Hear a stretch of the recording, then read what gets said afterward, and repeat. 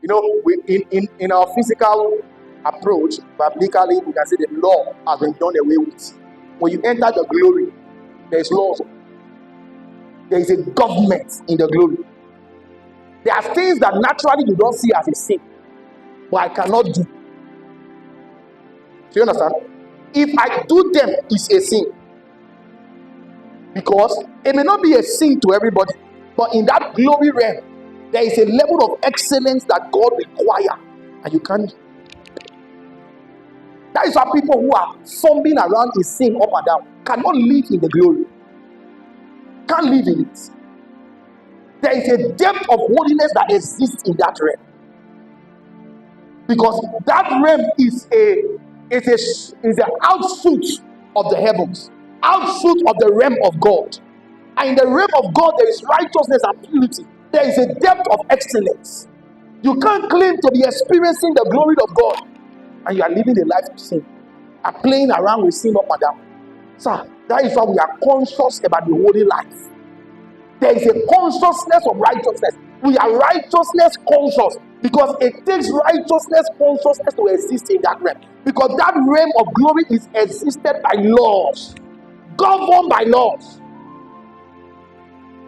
So the sons of Aaron just been ordained into office, and something they shacked them, and they said, "Let's go and offer up a sacrifice to the Lord."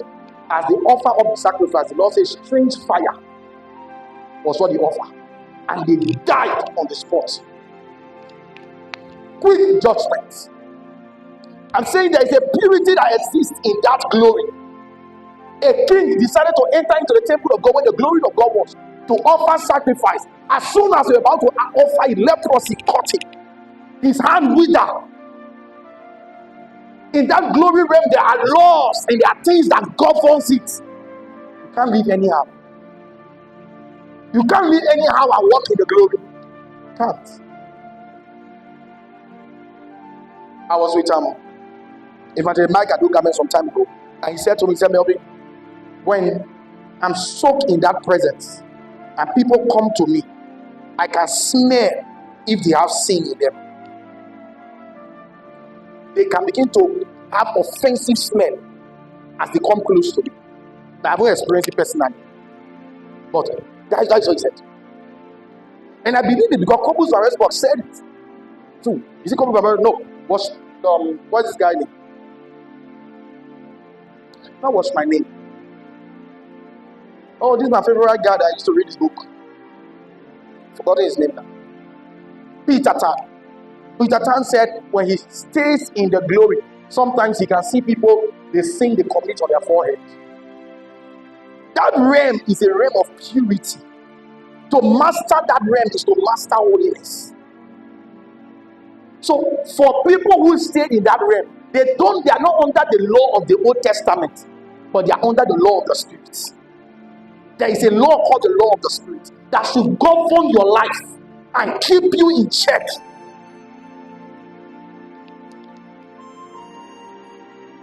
Govern your life. So it's possible to have wisdom, knowledge about scriptures, give proper interpretation, but you don't have the life of that glory realm around you. Why? Because you are playing with too many things. So what you communicate to people is knowledge and not life. Because true life proceeds from that realm of glory.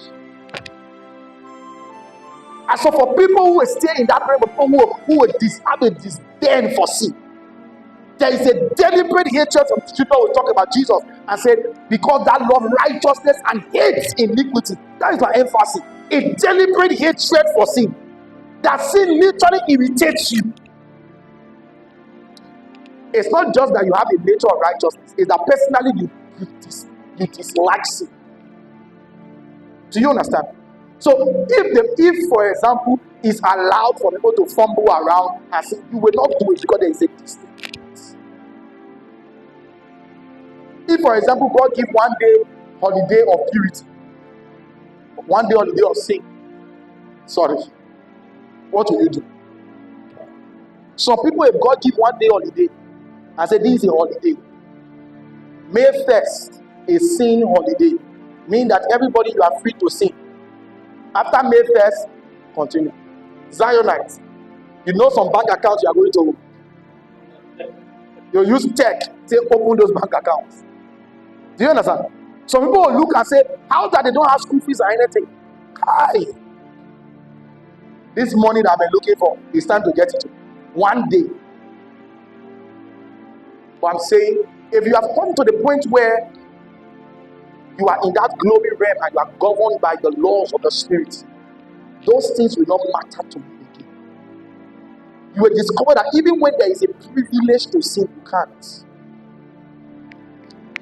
The same way you saw that people like Paul was saying, the good I want to do, I see myself not doing. The same way the Lord of sin have the ability to drive you into sin is the same way the glory realm can drive you into purity and a hatred for the things of the world. Do you understand? Yeah. That is why you wonder why you see people who are in the glory realm a lot, they are not talkative.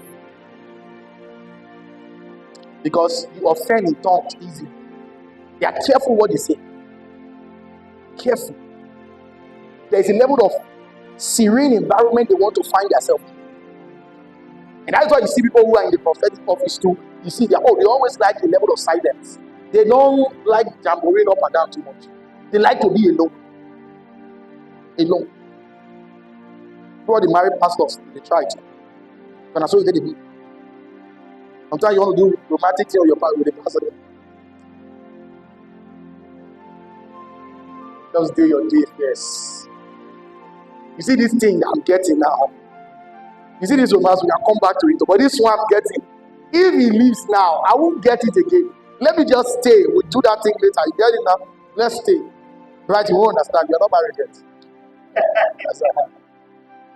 When you're married like me, you don't understand. And so that glory have the way of enveloping you. There are sometimes you wake up and you just don't want to go out. You want to stay in the presence.